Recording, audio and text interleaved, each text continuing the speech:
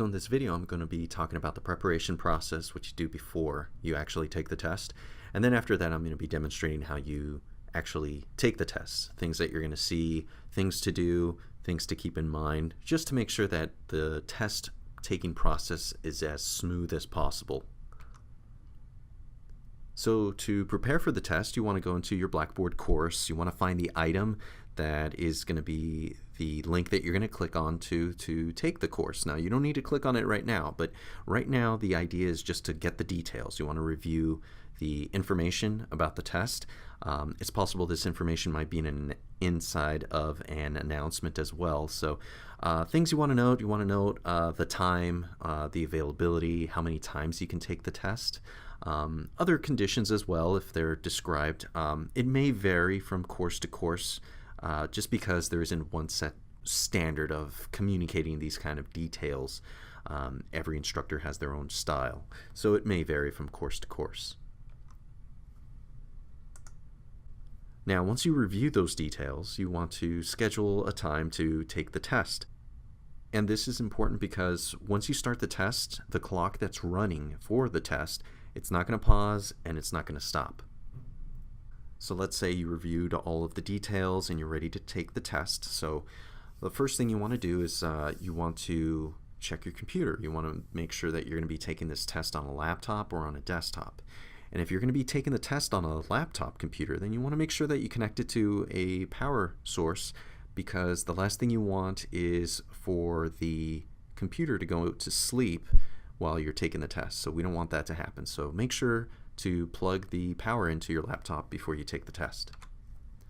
The next thing, you want to check your internet connection. So we usually recommend that you're on a wired connection, but again, if you're on a laptop, it's likely you're going to be on a wireless internet connection. So make sure that that internet connection is strong. If you're at home, make sure that you can see the router or the access point. If you're here on campus, make sure you can see the access point. They're usually mounted on ceilings. The other thing I wanted to note is that you don't want to take this test on a mobile device. The reason being is that it's possible that the connection might drop if you're in transit to a different location. What if you get into a tunnel? What if you go through an underpass, a dead spot?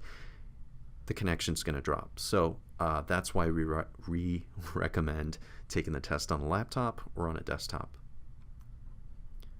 So once you have the computer checked, you have your connection all set, the next thing you want to do is make sure that your browser's okay. So you want to be using a Blackboard supported browser. For us, we recommend Firefox and Google Chrome. If you don't have these browsers installed, we recommend having them installed on your computer just in case.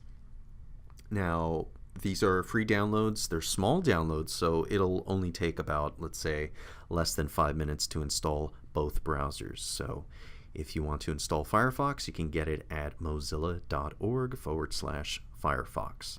For Google Chrome, you can go to google.com/Chrome.